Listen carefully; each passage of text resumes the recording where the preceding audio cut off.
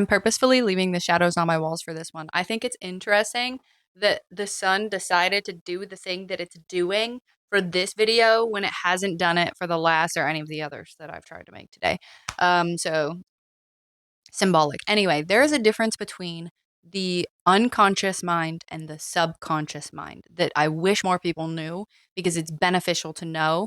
And the difference is going to tell you how to better explore and communicate, right? So, the unconscious mind is the parts of your mind that are completely not in your awareness. You are not consciously aware of them at all. It is your automatic body functioning. It is your predictive coding, like basically the parts of your mind that go, okay, based on past experiences, I have this like system set up to know that if X, then Y. And this is how I will function based off of that. So it's like unconscious, automatic functioning. And it is also like unconscious core belief systems, unconscious feelings, things that are deeply not known of because mostly the mind believes that either you couldn't handle it consciously. This is something I learned in hypnotherapy school, that it's either unconscious because your mind feels like you couldn't consciously handle it, or because it feels like it doesn't have to, because it already knows. So there's no use in overstimulating your conscious mind and overwhelming your conscious mind with this information because your unconscious mind already understands it, or it would just be like an information overload, right? So there's many reasons that your unconscious mind would hold on to information that it just doesn't think that the conscious mind needs to know. Now, the subconscious mind is when things from the unconscious begin to poke up into your conscious awareness. And for me, when subconscious thoughts start to become known, it is very subtle, but the thing about it is the more that you catch yourself in subconscious thoughts, like the more that you catch the subconscious thoughts as they're creeping up to the surface, the easier it becomes to then pay attention in the future. It will start to become louder, it will start to become more noticeable, especially if your mind starts to place importance on it. It's kind of like in a dream. If you're doing dream journals, you start to remember your dreams more because you're telling your mind, I would like to know. I want to remember my dreams. You're placing importance on it. So your mind then decides that it's going to start remembering more dreams. It's the same thing with the subconscious. These subconscious thoughts that start to creep up, they're very subtle. It'll be like a background thought. It'll be like somebody says something to you that is a trigger for you. And normally you wouldn't know why it's a trigger, but for some reason the subconscious thought's starting to creep up and go, this is why it's a trigger, just to let you know you're feeling triggered because of whatever it is. And it's just like this really subtle background thought. Okay. And like I said, the more you focus on it, the more it becomes easier to catch it, to spot it, to hear it.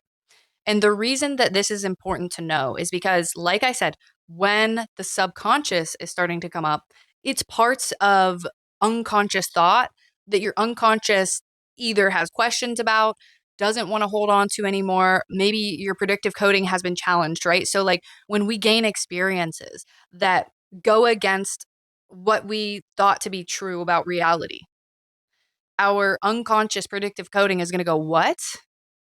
That goes against every experience I've ever had.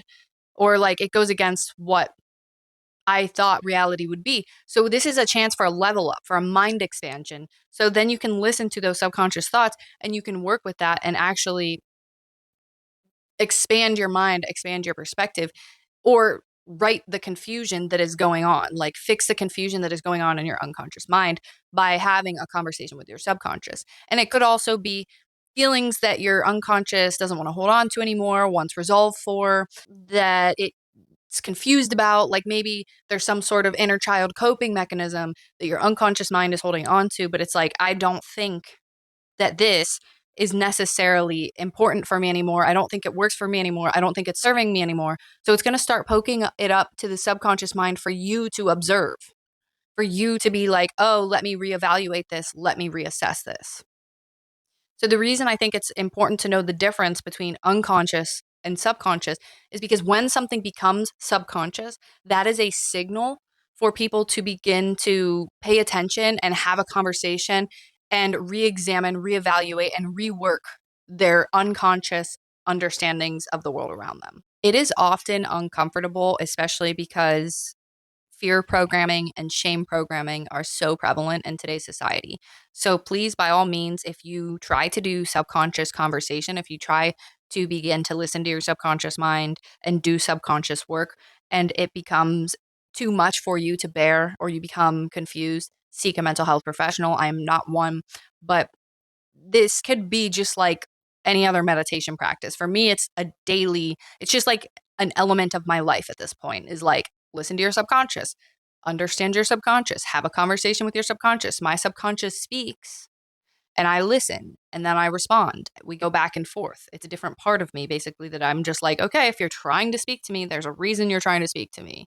But if you want to begin to do this, if you want to begin to listen to your subconscious mind more, and work with your subconscious mind more. The best way to do this is meditative states. I'm going to make a whole separate video on this, but basically, you can easily start to slip into meditative states and hypnotic states just by being present, just by not distracting yourself, just by sitting or walking and just allowing your mind to wander.